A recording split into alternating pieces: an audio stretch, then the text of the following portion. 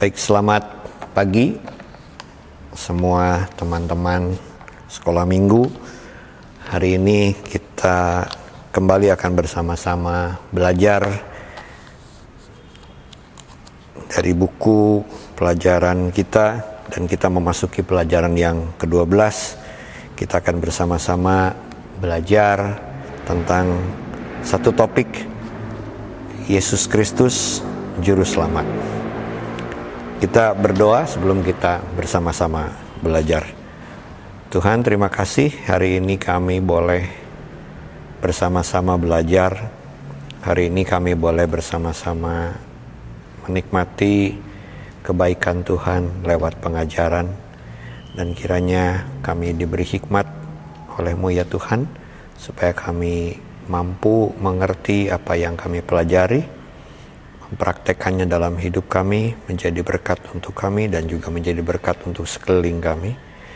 Dan kami diberi kemampuan oleh Tuhan untuk kami tetap bertahan dalam iman percaya kami di dalam nama Yesus, karena memang Yesuslah Juru Selamat buat hidup kami, yang selalu memimpin kami hari lepas hari.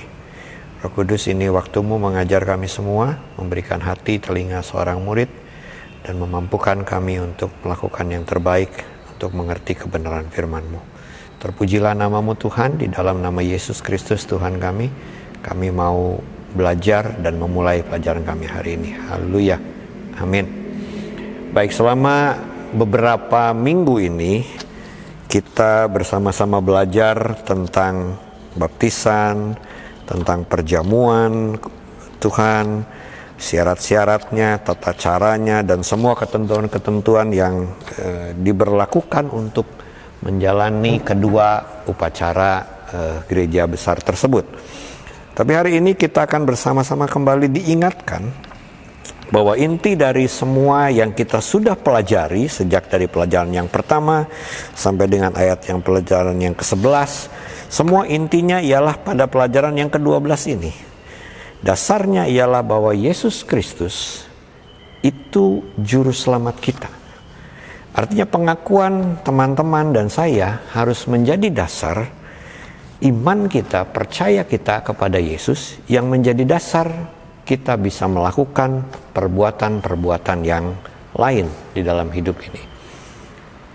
Perjamuan kudus, baptisan merupakan pelengkap untuk kita menjalani kehidupan kerohanian kita setelah kita percaya kepada Yesus, menerima Yesus sebagai Tuhan dan Juru Selamat kita.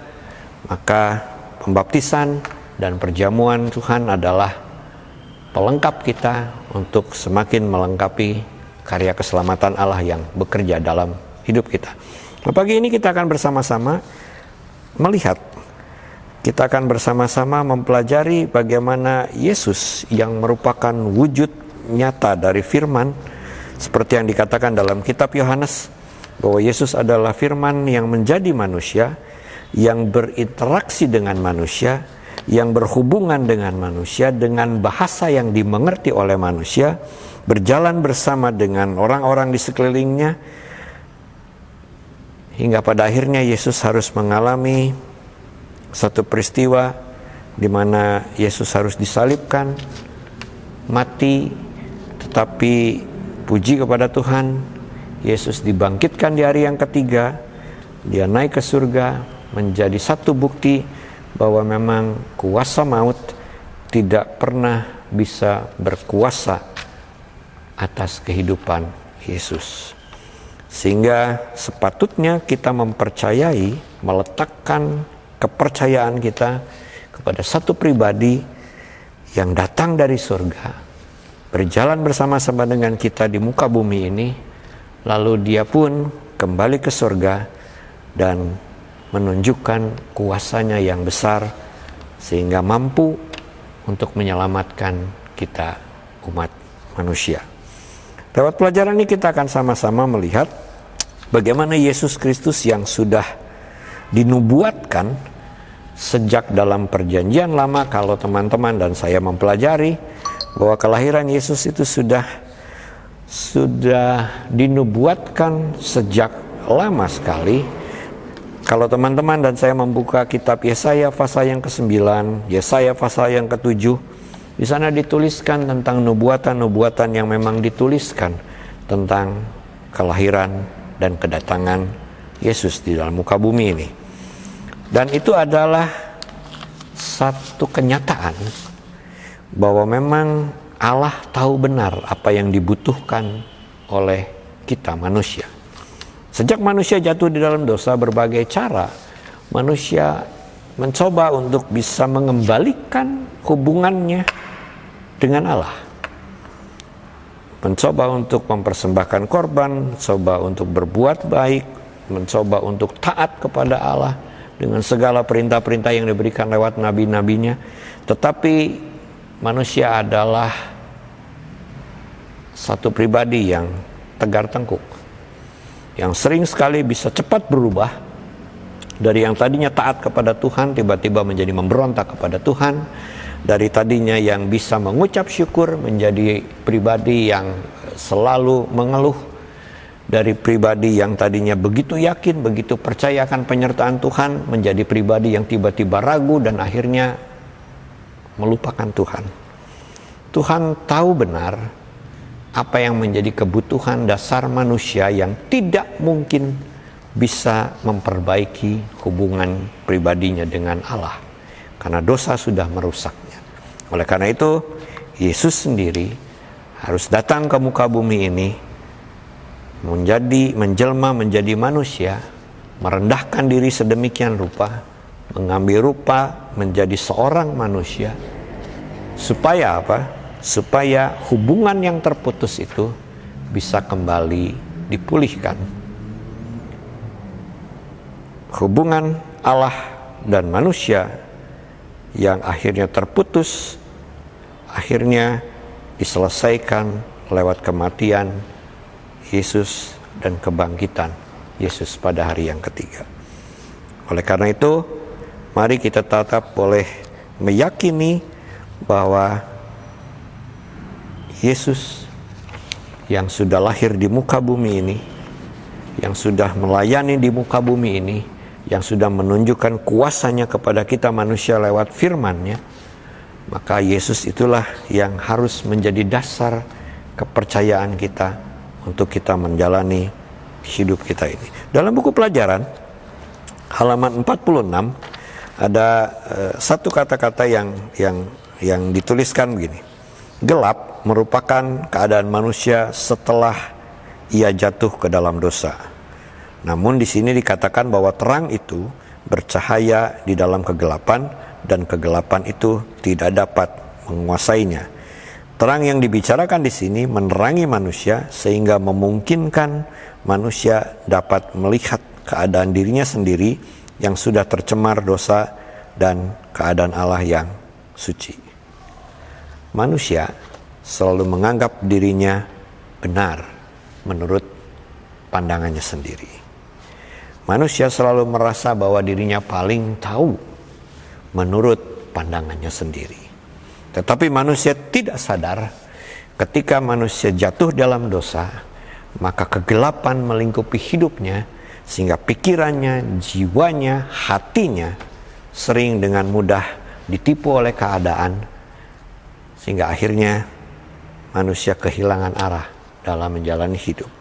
Tetapi bagian pelajaran kita mengingatkan bahwa terang itu, Yesus itu datang menjelma menjadi manusia, menjadi terang untuk menerangi sisi kehidupan manusia yang gelap.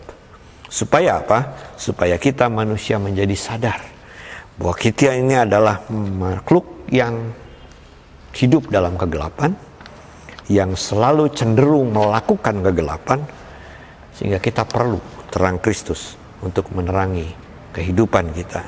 Dan itu hanya bisa diberikan oleh Yesus Kristus yang sudah datang sebagai terang itu dalam kehidupan manusia. Saya mau ajak teman-teman semua membuka kitab Yohanes pasal yang pertama. Kita membuka bersama kitab Yohanes pasal yang pertama. Perhatikan ayat yang kelima. Yohanes pasal yang pertama ayat yang kelima berkata, terang itu bercahaya di dalam kegelapan, dan kegelapan itu tidak menguasainya. Artinya ketika Yesus datang ke muka bumi ini, Yesus yang hadir sebagai seorang juru selamat, hadir di dalam terang yang tidak dapat dikuasai oleh kegelapan, dan itu dibuktikan. Sekalipun juru selamat kita mati dibunuh, disalibkan, tetapi dia menunjukkan pada hari yang ketiga dia bangkit sebagai bukti kegelapan tidak akan pernah bisa menguasai terang yang datang itu.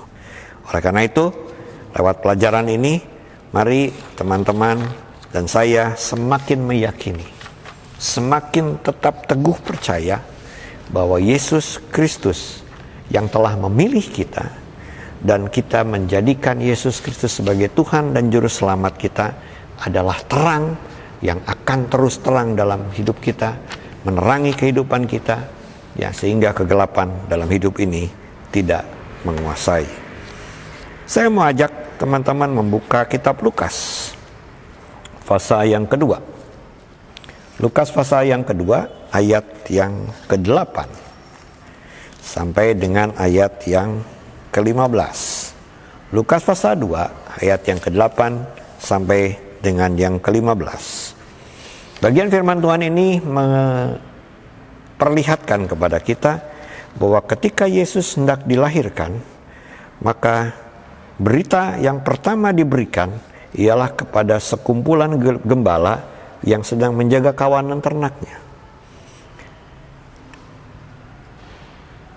Saya mencoba memperhatikan ayat-ayat ini, dan luar biasa, berita sukacita, terang Allah itu diberikan terlebih dahulu kepada mereka-mereka yang dipandang sebagai orang-orang yang tidak punya kemampuan apa-apa. Bahkan di buku pelajaran dituliskan dalam masyarakat Yahudi pada zaman itu, gembala dianggap golongan yang sama sekali tidak terpandang. Mereka hidupnya mengembara dari satu daerah ke daerah yang lain. Mereka tidak dapat ikut ibadah di rumah-rumah orang Yahudi, dan mereka tidak dipandang, tidak dianggap. Tetapi firman Tuhan di dalam kitab Lukas ini menunjukkan kepada kita justru Allah memilih mereka sebagai orang-orang yang pertama mendengar kelahiran Yesus. Mari perhatikan ayat yang ke-14. Lukas pasal 2 ayat 14 berkata, kemuliaan bagi Allah di tempat yang maha tinggi, dan damai sejahtera di bumi di antara manusia yang berkenan kepadanya. Bayangkan bagaimana seorang yang tidak dianggap, seorang yang dalam tanda kutip tidak dihargai, mendapat satu kehormatan yang luar biasa, yaitu damai sejahtera, kemuliaan Allah dinyatakan, diperkenankan kepada manusia yang dianggap tidak berguna ini. Yesus hadir di tengah-tengah segala keterbatasan kita sebagai manusia. Yesus datang, lahir dalam hidup kita di tengah-tengah segala keterbatasan kita, yang mungkin kadang-kadang kita pun sering tidak menganggap diri kita sendiri. Kita sering menganggap remeh diri kita sendiri, sedangkan Tuhan sangat menghargai kita. Jika kita memperhatikan ayat yang ke-15 dari kitab Lukas pasal yang kedua, di sana dikatakan setelah malaikat itu meninggalkan para gembala dan kembali ke surga. Perhatikan, gembala itu berkata seorang kepada yang lain, marilah kita pergi ke Bethlehem untuk melihat apa yang terjadi di sana, seperti yang diberitahukan Tuhan kepada kita. Ayat 16, lalu mereka cepat-cepat berangkat. Artinya, kalau teman-teman dan saya sudah tahu, sudah mengerti bahwa Yesus memilih kita, Dia memanggil kita, Dia menyatakan dirinya kepada kita, ambil sikap seperti para gembala ini, yang ketika mereka mendengar dengan cepat mereka merespon dan mereka pergi mencari apa yang Tuhan perintahkan dalam hidup mereka. Jangan pernah menunda. Kalau teman-teman dan saya diberi kesempatan untuk kita bisa menerima Yesus sebagai Tuhan dan Juru Selamat, kita sudah mendengar, kita sudah belajar, kita sudah mengerti, maka cepat ambil sikap supaya kita merespon dengan cepat apa yang Tuhan mau dalam hidup kita. Supaya apa? Supaya semua kehendak Tuhan nyata dalam hidup kita. Dan kita dibuat berbeda dalam tanda kutip oleh karena Yesus lahir dalam hidup kita. Saya teringat di kitab Ulangan pasal yang ke-30. Kitab Ulangan pasal yang ke-30 ayat yang ke-6. Kitab Ulangan pasal yang ke-30 ayat yang ke-6. Kalau nanti teman-teman dan saya membaca di rumah, ada perikop yang dituliskan pulih setelah tobat. Nanti teman-teman boleh baca. Saya tertarik dengan ayat yang ke-6. Bagian firman Tuhan ini berkata begini, dan Tuhan Allahmu akan menyunat hatimu dan hati keturunanmu, sehingga engkau mengasihi Tuhan Allahmu dengan segenap hatimu, dengan segenap jiwamu, supaya engkau hidup. Bangsa Israel diperhadapkan kepada pilihan, engkau mau berkat atau engkau mau kutuk. Kalau engkau mau berkat, maka lakukan semua perintah yang Tuhan perintahkan. Sehingga bagian ayat 6 ini berkata, ketika bangsa Israel ini mengikuti apa yang Tuhan kehendaki, melakukan apa yang Tuhan kehendaki, maka Tuhan menyunat hati mereka, hati keturunan mereka, sehingga mereka menjadi mengasihi Tuhan dengan segenap hati. Saya melihat dengan versi yang lain dalam Alkitab bahasa Inggris. Dalam versi bahasa yang lain, dikatakan kitab Ulangan pasal yang ke-30 ayat yang ke-6 ini, ialah Tuhan akan membuat kita, kamu dan keturunanmu, menjadi orang-orang yang berbeda. Apa artinya orang berbeda? Artinya orang yang bukan lagi hidup dengan pola hidup yang lama, tetapi sudah menjadi orang dengan pola hidup yang baru. Orang yang bukan lagi hidup dengan kebiasaan yang lama, dengan sifatnya yang lama, tetapi orang yang berjalan di dalam kebenaran Tuhan dan berupaya untuk terus hidup di dalam kebenaran Tuhan. Sehingga akhirnya kita dapat semakin mengasihi Tuhan, semakin menghormati Tuhan di dalam hidup ini.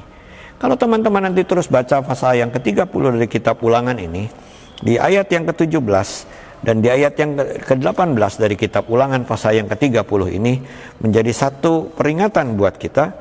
Di ayat 17 dan 18 dikatakan, tetapi jika hatimu berpaling dan kau tidak mau mendengar, bahkan kau mau disesatkan untuk sujud menyembah kepada Allah lain dan beribadah kepadanya, maka aku akan memberitahukan kepadamu pada hari ini bahwa pastilah kamu akan binasa, tidak akan lanjut umurmu di tanah kemana engkau pergi menyeberangi sungai Yordan untuk mendudukinya. Perhatikan ayat yang ke-18, Tuhan mengingatkan bahwa kalau kita berpaling dari Tuhan, menolak Tuhan, tidak mau mendengar Tuhan, bahkan membiarkan diri kita disesatkan, maka kita binasa di tanah yang diberikan oleh Tuhan kepada kita. Bangsa Israel diingatkan, kamu bisa masuk ke tanah perjanjian itu, tetapi kamu binasa dan tidak lanjut umurmu. Artinya, kita tidak pernah bisa menikmati apapun yang Tuhan berikan dalam hidup kita, karena kita menentang Dia. Kita tidak pernah bisa bersyukur kepada Tuhan, sekalipun kita merasa bahwa diri kita sudah ada di tanah yang dijanjikan Tuhan dan sudah diam di sana. Terlalu sering kita merasa bahwa kita ini sudah hadir di gereja, kita ini sudah berdoa, kita ini sudah beragama Kristen, kita merasa diri kita sudah cukup. Tetapi firman Tuhan mengatakan, teman-teman dan saya akan dibuat berbeda oleh Tuhan, disunat hati kita, supaya apa? supaya kita semakin mengasihi Allah. Bagaimana cara kita mengasihi Allah? Yaitu dengan cara kita mengikuti, mentaati semua perintah yang Tuhan nyatakan dan berikan. Para gembala merespon dengan cepat apa yang diperintahkan kepada mereka. Dan hari ini kita diingatkan oleh Tuhan. Mari respon dengan cepat apa yang Tuhan mau dari hidup kita. Ketika Dia, Allah kita, Yesus Tuhan kita menjadi juru selamat, maka Allah mau kita menjadi berkat buat banyak orang lewat hidup kerohanian kita. Tantangan ada? Pasti ada.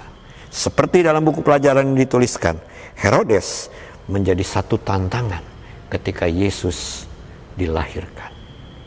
Herodes mencoba membunuh Yesus dengan menipu para orang Majus yang berkata, kalau engkau bertemu, maka tunjukkan tempatnya supaya aku dapat datang menyembah. Padahal Herodes punya niat yang lain. Tetapi Allah kita, Allah yang maha tahu. Ketika tantangan itu ada, maka Allah menghindarkan orang Majus ini dengan cara mengalihkan perjalanan pulang mereka. Dan Yesus dibawa oleh orang tuanya untuk terlebih dahulu menyingkir ke Mesir, menghindari iri hati Herodes yang mencoba untuk membinasakan Yesus.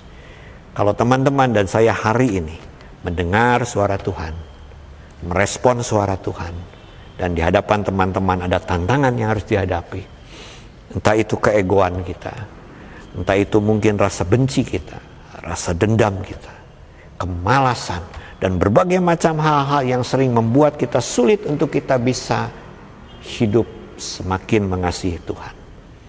Maka ingatlah bahwa Tuhan kita Allah yang sanggup mengalihkan perjalanan orang Majus untuk tidak ditipu oleh Herodes. Maka Allah yang sama yang hari ini kita sembah, kita percayai dalam nama Yesus Kristus, Allah yang sama ini juga yang akan mengalihkan kita supaya kita tidak disesatkan oleh keinginan pribadi kita, oleh keinginan dunia ini, bahkan oleh keinginan iblis yang mencoba membinasakan kita dengan cara membuat kita tidak bisa taat kepada Tuhan. Kalau pelajaran hari ini mengajar kita untuk kita menjadi pribadi yang bisa menempatkan Yesus Kristus menjadi dasar sebagai juru selamat dalam hidup kita, maka kita percaya perjalanan hidup kita selama dalam hidup ini akan dipimpin oleh Dia hari lepas hari. Bagian terakhir, kitab Ulangan menuliskan tadi, pilihlah kehidupan supaya engkau hidup, baik engkau maupun keturunanmu. Dalam bahasa aslinya dituliskan bakhar, artinya pilih, tetapkan, keputusan ada pada kita. Keputusan yang tepat harus kita berikan, harus kita nyatakan. Supaya apa? Dalam hidup kita, kita tidak menyesal. Dalam hidup kita, kita boleh semakin meyakini. Ketika kita berjalan dengan Yesus, hari lepas hari, kita akan semakin merasakan. Pengalaman teman-teman dan pengalaman saya berbeda satu dengan yang lainnya. Tetapi intinya sama. Bahwa Tuhan mengajar kita lewat pengalaman hidup kita. Entah itu pengalaman yang enak atau mungkin yang kurang enak. Pengalaman yang baik atau mungkin pengalaman yang kurang baik menurut kita. Tetapi mari kita melihat, itulah jalannya Allah menuntun kita untuk kita tetap bisa meyakini bahwa Yesus Kristus adalah juru selamat kita. Ayat hafalan ini berkata dalam kitab Lukas pasal 2 ayat yang ke-11. Hari ini telah lahir bagimu juru selamat, yaitu Kristus Tuhan di kota Daud. Hari ini Tuhan menyelamatkan kita. Keselamatan itu Tuhan kerjakan waktu yang lalu ketika kita masih berdosa, Tuhan selamatkan kita. Saat ini ketika kita menjalani hidup kita hari lepas hari, dan keselamatan dari Tuhan juga akan berlaku yang akan datang ketika kita memasuki hari-hari di depan kita. Keselamatan Allah tersedia buat kita, masa lalu, masa sekarang, dan masa yang akan datang. Pilihlah dan tentukanlah apa yang menjadi pilihan kita. Yesus sebagai juru selamat menjadi pilihan kita menjalani hidup ini. Kita berdoa bersama-sama. Tuhan Yesus, terima kasih karena hari ini kami boleh belajar untuk kami berani menentukan dalam hidup kami, merespon apa yang Tuhan mau dari hidup kami, supaya kami boleh menjadi pribadi yang selalu siap mendengar suara Tuhan, mematuhi perintah Tuhan, menjalankannya di tengah-tengah segala hal yang kami harus jalani. Kami percaya anugerah-Mu nyata di tengah hidup kami. Kami percaya kemuliaan-Mu nyata di tengah hidup kami. Masa yang lalu ketika kami dipanggil oleh Tuhan, diselamatkan oleh Tuhan. Masa sekarang ketika kami harus menjalani hidup ini. Sampai masa yang akan datang ketika kami akan kembali kepadamu. Kami percaya keselamatan dari Allah kekal untuk menuntun kami melewati hari-hari ini. Terpujilah nama-Mu Tuhan. Hanya di dalam nama Yesus Kristus kami bersyukur dan menyerahkan semuanya ini. Haleluya. Amin. Terima kasih teman-teman. Tuhan Yesus memberkati kita semua.